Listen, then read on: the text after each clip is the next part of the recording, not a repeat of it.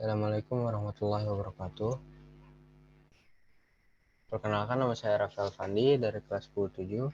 Saya ingin mempresentasikan tentang PPT pembelajaran PPKN kelas 10 mengenai bab 4. Bab 4 yang bertemakan Negara Kesatuan Republik Indonesia atau NKRI. Terbagi menjadi 3 unit. Yang pertama unit 1, paham kebangsaan, nasionalisme, dan menjaga NKRI. Unit 2, NKRI dan kedaulatan wilayah. Unit 3, sengketa batas wilayah antara Indonesia dan Malaysia.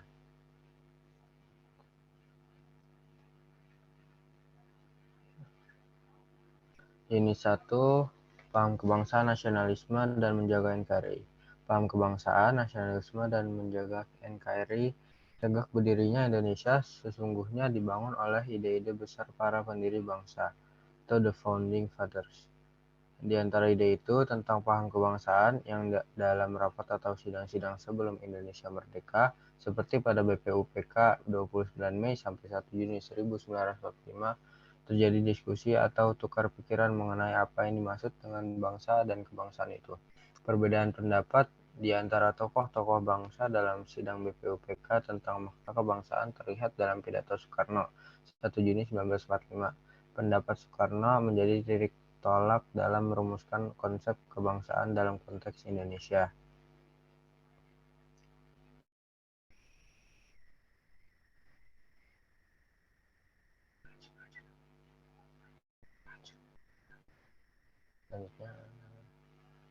Dalam konteks Indonesia.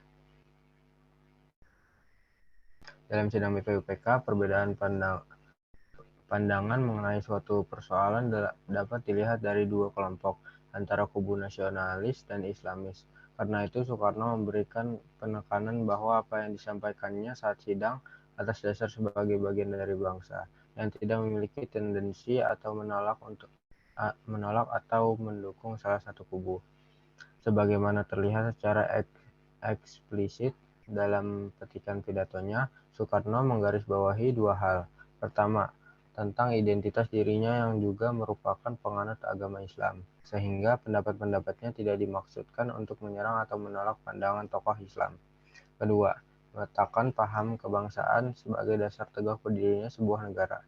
Saya minta saudara Ki Bagus Hadi Kusumo dan saudara-saudara Islam lain, maafkanlah saya memakai perkataan kebangsaan ini.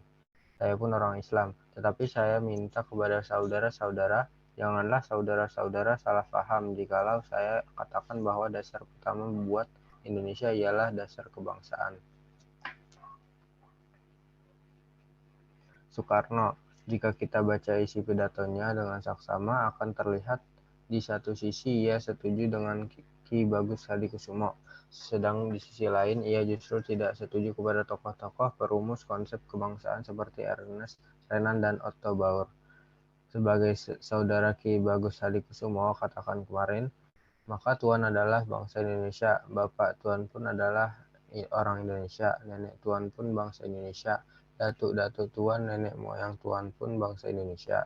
Di atas satu kebangsaan Indonesia, dalam arti yang dimaksudkan oleh saudara Ki Bagus Hadi Kusumo, itulah kita dasarkan negara Indonesia.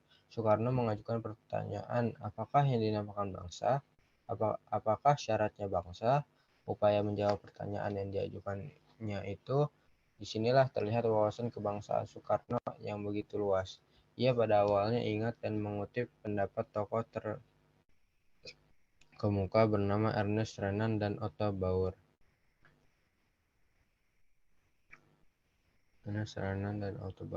Kalau kita lihat definisi orang lain, yaitu definisi Otto Bauer, di dalam bukunya dia Nationalitatenvrije. Di situ ditanyakan what is a nation, dan jawablah a nation is in Auschwitz. Inilah menurut Otto Bauer satu nati. Bangsa adalah satu persatuan perangai yang timbul karena persatuan nasib. Namun demikian, Soekarno tidak sepenuhnya setuju dengan pendapat Ernest Renan dan Otto Bauer. Sebab kata Soekarno, tatkala Otto Bauer mengadakan Definisinya itu, tatkala itu belum timbul satu wetenschap baru, satu ilmu baru yang dinamakan geopolitik.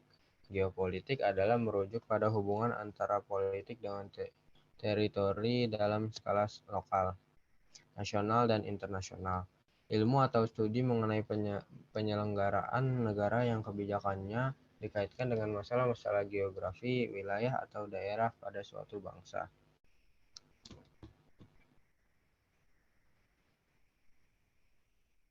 Soekarno pada akhirnya setuju dengan Ki Bagus Hadikusumo dan Munanan, sekaligus menegaskan bahwa kebangsaan itu erat hubungannya dengan persatuan antara orang dan tempat. Perhatikan penjelasan Soekarno berikut. Kemarin kalau tidak salah saudara Ki Bagas Hadikusumo atau Munandar mengatakan tentang persatuan antara orang dan tempat. Persatuan antara orang dan tempat, tuan-tuan sekalian, persatuan antara manusia dan tempatnya. Orang dan tempat tidak dapat dipisahkan rakyat dari bumi yang ada di bawah kakinya. Ernest Renan dan Otto Bauer hanya sekedar melihat orangnya. Mereka hanya memikirkan Gemeinschaft-nya dan perasaan orangnya. Ahmad Desir. Mereka hanya mengingat karakter, tidak mengingat tempat, tidak mengingat bumi yang didiami manusia itu. Apakah tempat itu?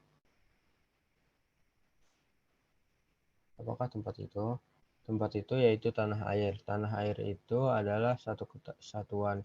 Allah Subhanahu wa taala membuat peta dunia, menyusun peta dunia. Kalau kita melihat peta dunia, kita dapat menunjukkan di mana kesatuan-kesatuan di situ.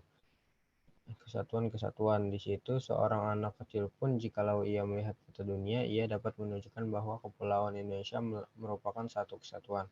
Pada peta itu dapat ditunjukkan satu kesatuan gerombolan pulau-pulau di antara dua lautan yang besar, Lautan Pasifik dan Lautan Hindia, dan di antara dua benua, yaitu benua Asia dan benua Australia. Seorang anak kecil dapat mengatakan bahwa pulau-pulau Jawa, Sumatera, Borneo, Celebes, Halmahera, Kepulauan Sunda Kecil, Maluku, dan lain-lain pulau kecil di antaranya adalah satu kesatuan. Persatuan antara orang dan tempat itulah yang melahirkan apa yang lazim disebut tanah air kita atau tumpah darah kita. Maka manakah yang dinamakan tanah tumpah darah kita? Tanah air kita. Menurut geopolitik, maka Indonesia lah tanah air kita. Indonesia yang bulat, bukan Jawa saja, bukan Sumatera saja, atau Borneo saja, atau Celebes saja, atau Ambon saja, atau Maluku saja, tetapi segenap kepulauan yang ditunjuk oleh Allah Subhanahu wa taala menjadi suatu kesatuan antara dua benua dan dua samudera. Itulah tanah air kita.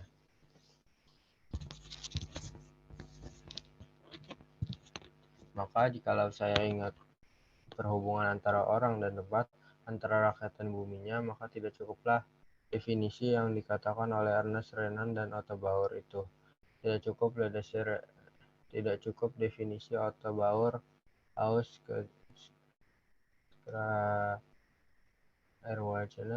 skala Gemeinschaft. Menurut Soekarno, bangsa atau kebangsaan itu tidak berdasarkan satu daerah tertentu, contohnya Pulau Jawa, tetapi mencakup semua pulau, semua etnis, dan dalam teritorial Indonesia. Ini menjadi landasan pentingnya persatuan Indonesia, mencintai dan turut menjaga keutuhan NKRI. Rakyat ini merasa dirinya satu keluarga, tetapi Minangkabau bukan satu kesatuan, melainkan hanya satu bagian kecil daripada satu kesatuan. Penduduk Yogyakarta pun adalah merasa le désir d'être ensemble, tetapi Yogyakarta pun hanya satu bagian kecil daripada satu kesatuan. Di Jawa Barat, rakyat Pasundan sangat merasakan le désir d'être ensemble, tetapi Sunda pun hanya satu bahagian kecil daripada satu kesatuan.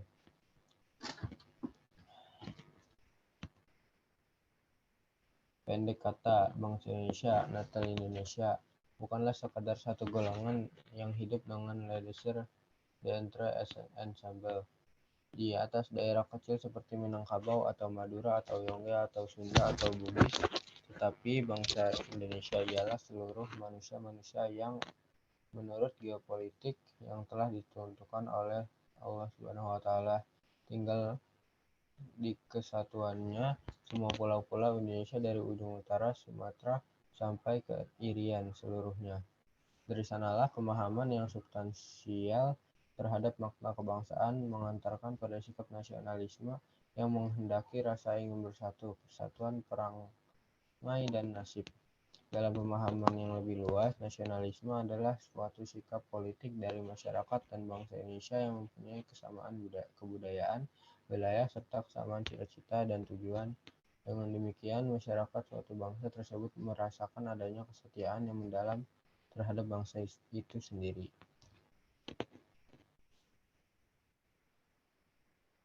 Pentingnya nasionalisme, sikap mencintai bangsa dan negara.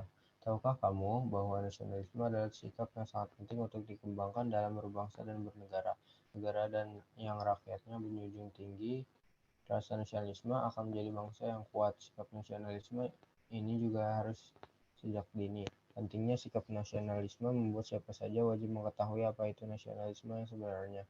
Mengetahui lebih dalam tentang makna nasionalisme adalah sebuah keharusan bagi siapa saja yang cinta terhadap negaranya. Di bawah ini akan diulas secara lengkap apa itu sebenarnya nasionalisme, ciri-ciri, tujuan, serta contoh sikap nasionalisme dalam kehidupan sehari-hari. Pengertian nasionalisme. Secara bahasa, nasionalisme adalah kata serapan yang diambil dari bahasa Inggris yaitu nation. Nation artinya adalah bangsa. Jika merujuk pada arti dari asal katanya, nasionalisme adalah sesuatu yang berkaitan dengan bangsa. Bangsa sendiri adalah sebuah rumpun masyarakat yang tinggal di sebuah teritorial yang sama dan memiliki karakteristik yang hampir sama.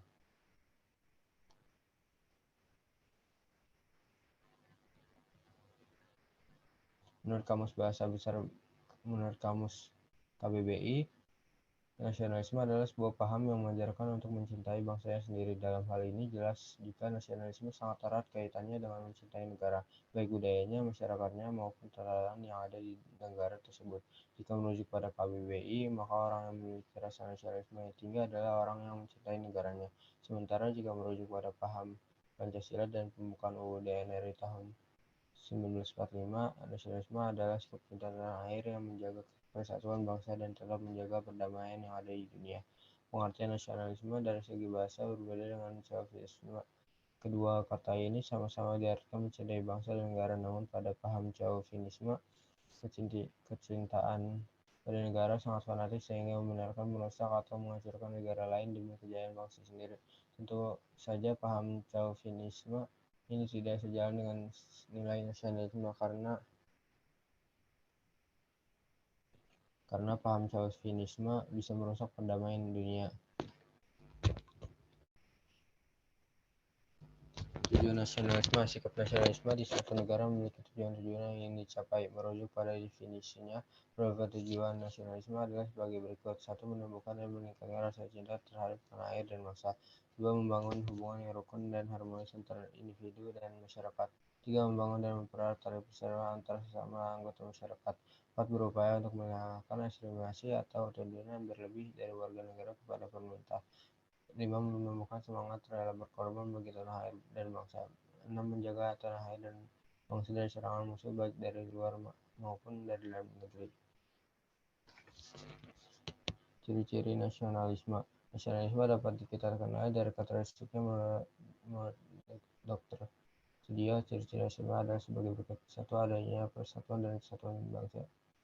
2. Adanya organisasi modern yang sifatnya nasional. 3. Perjuangan yang dilakukan sifatnya nasional. 4. Nasionalisme bertujuan untuk kemerdekaan dan mendirikan suatu negara merdeka di mana kekuasaan tertinggi berada di tangan rakyat. 5. Nasionalisme lebih mengutamakan pikiran sehingga pendidikan memiliki peranan penting dalam mencerdaskan kehidupan bangsa. Semangat nasionalisme juga tertuang dalam Pancasila, yaitu sila ketiga Pancasila yang berbunyinya persatuan Indonesia dengan ciri-ciri: 1. Rasa cinta terhadap tanah air dan bangsa Indonesia. 2. Rela berkorban demi kepentingan bangsa dan negara. 3. Bangga memiliki tanah air dan bangsa Indonesia. 4. Memposisikan kepentingan bangsa dan negara di atas kepentingan pribadi dan golongan. Bentuk-bentuk nasionalisme. Ada beragam bentuk nasionalisme yang diterapkan di suatu negara. Berikut ini beberapa bentuk nasionalisme. 1. Nasionalisme kewarganegaraan. Nasionalisme kewarganegaraan bisa juga disebut dengan nasionalisme sipil. Nasionalisme kewarganegaraan ialah bentuk nasionalisme di mana negara memiliki kebenaran politik dari kesertaan rakyatnya, kehendak rakyatnya, atau perwakilan politik. 2. Nasionalisme etnis. Nasionalisme ialah berupa semangat kebangsaan di mana negara memiliki kebenaran politik dari budaya asal atau etnis suatu masyarakat. 3. Nasionalisme romantik atau organik atau identitas. Bentuk nasionalisme tersebut ialah negara memiliki kebenaran politik secara organik, yakni berupa hasil dari suatu bangsa atau menurut semangat romantisme. 4. Nasionalisme budaya. Bentuk nasionalisme budaya ialah negara memiliki kebenaran politik yang berasal dari budaya bersama dan bukan dari sifat keturunan seperti ras, warna kulit, dan lainnya. Nasionalisme kenegaraan. Bentuk nasionalisme kenegaraan ialah masyarakatnya memiliki perasaan nasionalitis yang kuat dan diberi keutamaan mengatasi hak universal dan kebebasan. Nasionalisme kenegaraan juga sering berhubungan dengan nasionalisme etnis. Keenam, nasionalisme agama. Bentuk nasionalisme agama ialah negara memiliki legitimasi politik dari adanya persamaan agama. Contoh perilaku yang mencerminkan rasa nasionalisme. 1. Mematuhi aturan yang berlaku. 2. Mematuhi hukum negara. 3. Melestarikan budaya bangsa. 4. Menciptakan dan mencintai produk dalam negeri. 5. Bersedia melakukan aksi nyata membela, mempertahankan, dan memajukan negara.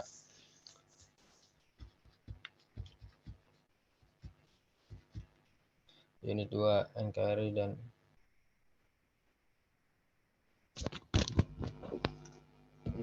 kedaulatan wilayah.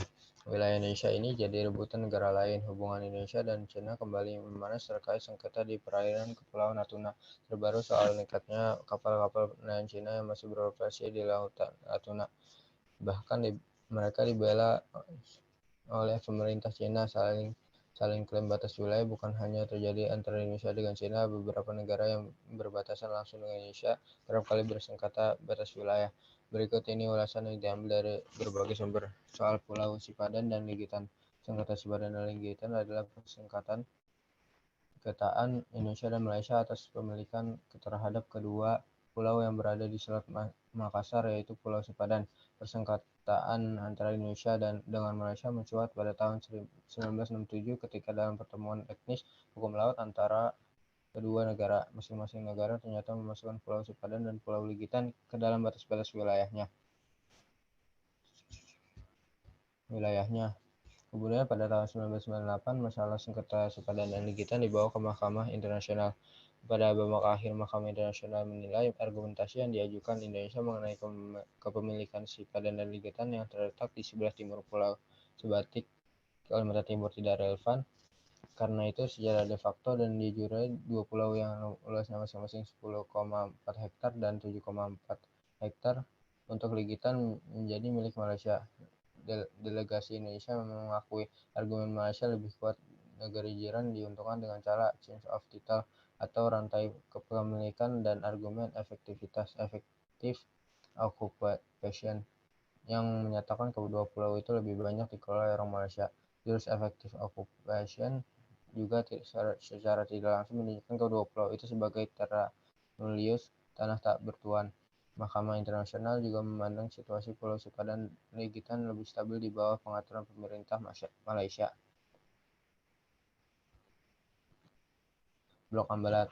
Perseteruan yang terjadi di Ambalat antara Indonesia dan Malaysia terus terjadi. Rupanya sudah beberapa kali terjadi. Blok Ambalat terletak di Laut Sulawesi atau Selat Makassar yang berada di dekat perpanjangan perbatasan darat antara Sabah, Malaysia, dan Kalimantan Timur, Indonesia. Sejak tahun 1960, tepatnya saat Malaysia membuat pemetaan daerah yang baru di mana Pulau Sipadan dan Ligitan masuk dalam wilayah negara jiran tersebut, negara tersebut mulai menyebut bahwa Blok Ambalat termasuk dalam wilayahnya. Bahkan pada tahun 2007 silam, sejumlah kapal perang dan pesawat Malaysia melanggar wilayah perairan dan udara Indonesia di Blok Ambalat. Seperti 24 Februari 2007, kapal perang Malaysia Kadi Budiman dengan kecepatan 10 knot memasuki wilayah Republik Indonesia sejauh 1 mil laut.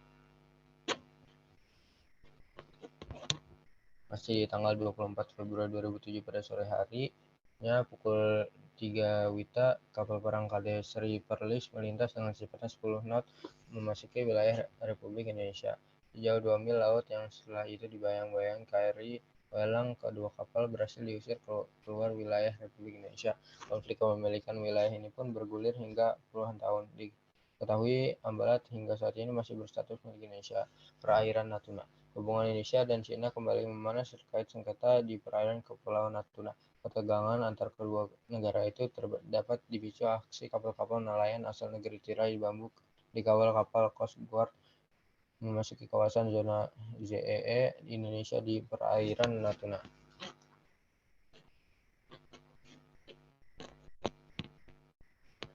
Adu klaim antara Indonesia dan China pun terjadi. Indonesia berpegang pada ZEE, sementara China menyediakan 9 garis putus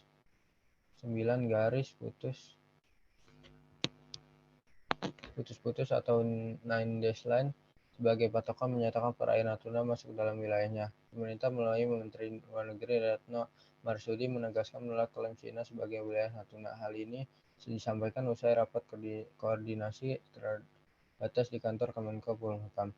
Indonesia tidak pernah akan mengakui 9 dash line, klaim sepihak yang dilakukan oleh Tiongkok yang tidak memiliki alasan hukum yang diakui oleh hukum internasional, terutama UNCLOS 1982, kata Menteri Retno di kantor Kemenko Polhukam, Jakarta, Jumat tanggal 3 Januari.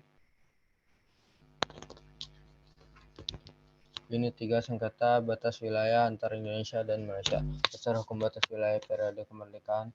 Berikut penjelasan dasar hukum kesepakatan patok batas wilayah Indonesia dan Malaysia sejak masa penjajahan hingga kemerdekaan. A.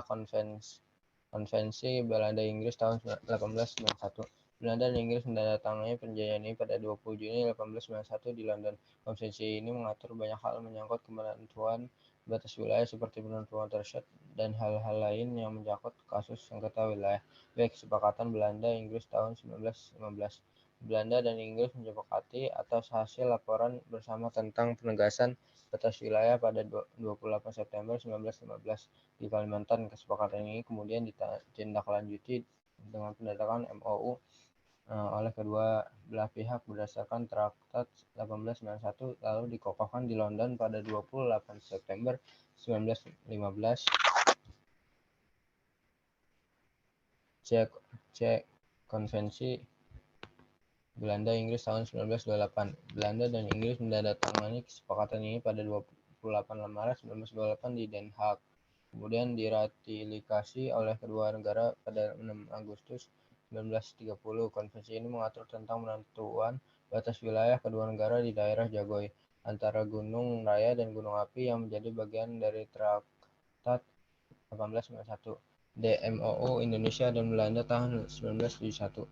Dokumen ini mengacu pada hasil konvensi-konvensi sebelumnya 1891, 1915, dan 1928. Di dalamnya juga berisi kesepakatan tentang penyelenggaraan survei dan penegasan batas wilayah antara Indonesia dan Malaysia yang terdiri dari organisasi Joint Technical Committee, penentuan area prioritas, prosedur survei, tahapan pelaksanaan, pembiayaan, dukungan satuan pengamanan, logistik dan komunikasi, keimigrasian dan ketentuan bea dan cukai.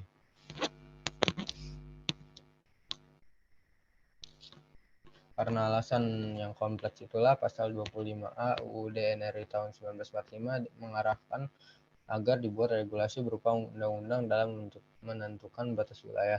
Undang-undang ini dapat dijadikan pedoman dalam mempertahankan kedaulatan Indonesia, memperjuangkan kepentingan nasional dan keselamatan bangsa, memperkuat potensi, memperdayakan dan mengembangkan sumber daya alam bagi kemakmuran seluruh bangsa Indonesia. Sekian, terima kasih. Wassalamualaikum warahmatullahi wabarakatuh.